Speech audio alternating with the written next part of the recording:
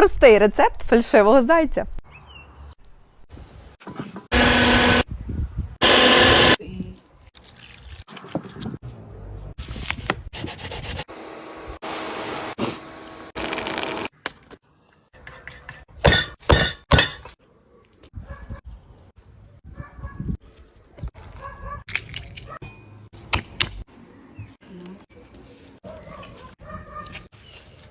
Може?